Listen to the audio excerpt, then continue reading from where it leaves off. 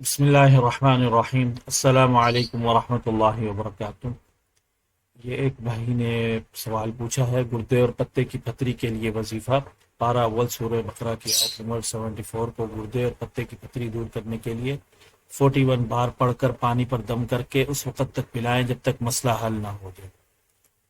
اچھا، وہ پوچھ رہے ہیں اس وظیفے کا حکم کیا ہے۔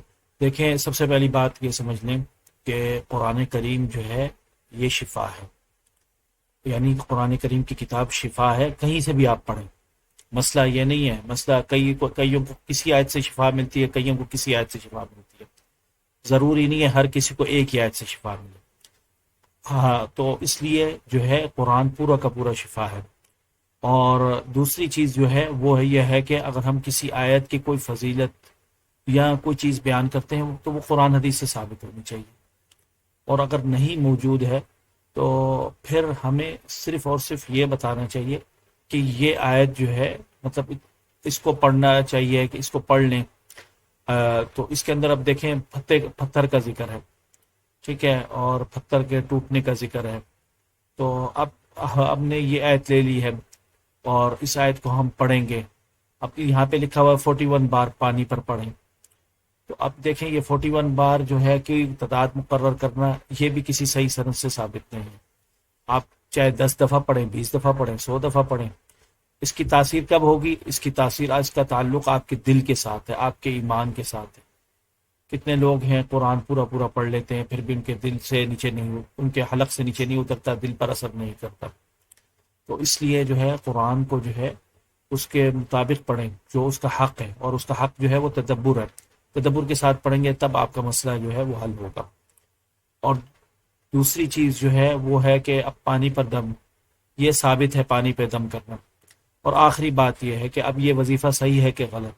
دیکھیں، وظیفہ جو ہے کوئی بھی ہے جس میں شرک نہ ہو، ہم قرآن کی آیت ہے، کوئی دعا ہے، شرک نہ ہو، بس دم جو ہے اس کے اندر اجتہاد جو ہے وہ جائز ہے، کیونکہ ہمارے پیارے نبی صلی اللہ علیہ وسلم نے فرمایا لا بأس بالرقاء ما لم يكن فی شرک، ٹھیک ہے، جب تک اس کے اندر شرک نہیں ہے تو دم جو ہے اس سے جائز ہے، کسی بھی چیز سے آپ دم کر سکتے ہیں، کوئی دعا پڑھ سکتے ہیں۔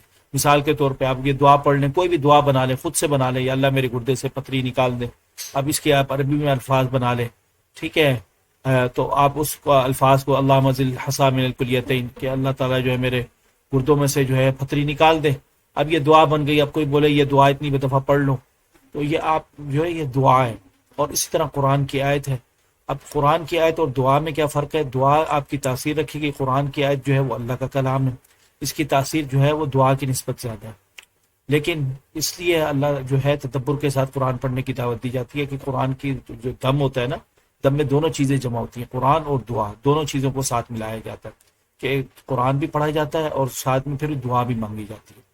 تو اس لیے میں آپ کو بھی یہی مشورہ دوں گا کہ آپ اس آیت کو پڑھیں، اور اس آیت کے علاوہ اور بھی بہت ساری آیتیں، لو انزلنا هذا القرآن على جبل لرأيته خاشعا متصدعا من خشیۃ اللہ، اور بہت ساری آیتیں جو ہے نا اس پہ ہم اگر دم کی طرف جائیں، کوئی بھی آیت، ضروری نہیں ہے کہ یہ آیت، کوئی بھی آیت، سورہ فاتحہ بھی پڑھے نا شفا کی نیت سے تو اللہ تعالیٰ اس سے بھی شفا دے دیتا ہے جو ہے، ٹھیک ہے۔ تو اصل مسئلہ ہمارا یہ ہے کہ تدبر کے ساتھ ہم نے پڑھنا ہے، اور پھر پڑھنے کے بعد آپ جو ہے درود پڑھیں، درود کے ساتھ جو ہے دعا مانگیں، اور اگر نماز کے اندر ہیں تو بس قرآن پڑھنے کے بعد سیدھا دعا مانگیں اللہ تعالیٰ سے، جس طرح جو ہے صحابہ کرام رسول اللہ صلی اللہ علیہ وسلم کرتے ہیں۔ تو اللہ تعالیٰ انشاءاللہ شفا دینے پہ قادر ہے۔ اور دوسری اور آخری بات یہ ہے کہ ہر بیماری جو ہے وہ لا علاج نہیں ہے، اور وظیفے کے جو ہے یہ تب کام کرتے ہیں جب آپ کا اپنا اندر کا باطن صحیح ہو اور آپ کا اللہ کے ساتھ تعلق مضبوط ہو۔ جب آپ کا اللہ کے ساتھ تعلق مضبوط نہیں ہے تو پھر کسی کے ساتھ وظیفے کام کر جاتے ہیں، کسی کے ساتھ نہیں کرتے، اور یہ اللہ تعالیٰ کے جو ہے اللہ تعالیٰ کے ہاتھ میں، کیونکہ شفا اللہ تعالیٰ نے دینی ہے۔ تو اس لیے قرآن جو ہے وہ شفا ہے ان کے لیے جو ایمان رکھتے ہیں، یقین رکھتے ہیں۔ وَنُنَزِّلُ مِنَ الْقُرْآنِ مَا هُوَ شِفَاءٌ وَرَحْمَةٌ لِّلْمُؤْمِنِينَ، اور ایمان اور یقین کا کیا مطلب ہے؟ یعنی پورے یقین اور ایمان کے ساتھ آپ یہ پڑھیں، دعا پڑھیں، اور تو اللہ تعالیٰ جو ہے وہ انشاءاللہ شفا دینے والے، ٹھیک ہے۔ اور اگر کسی کا کوئی مسئلہ رہ جاتا ہے، پھر بھی کوئی مسئلہ ہوتا ہے تفریح وغیرہ کا کچھ بھی، تو وہ ہم سے رابطہ کرے انشاءاللہ تعالیٰ، اللہ تعالیٰ جو ہے مدد فرمائے گا۔ اور اگر وہ تشریف لا سکتا ہے کلینک میں تو اس کا انشاءاللہ تعالیٰ ایک دن کے اندر مسئلہ حل ہو جائے گا، اور اگر وہ نہیں آ سکتا تو پھر اسے جو ہے نیچرل طریقے سے ہم سے علاج پوچھ لے، تو ہم اسے نیچرل علاج بتا دیں گے، لیکن تشخیص کے ساتھ، کیونکہ ہر مریض کی الگ الگ کنڈیشن ہوتی ہے. ایک مریض کی ایک جیسی نہیں ہے کہ ہم اس طرح نسخے وغیرہ بتاتے رہیں. ہر بندے کی کنڈیشن دیکھ کے، اور ہم کس طرح کنڈیشن دیکھتے ہیں، اس کے خون کی رگیں دیکھتے ہیں.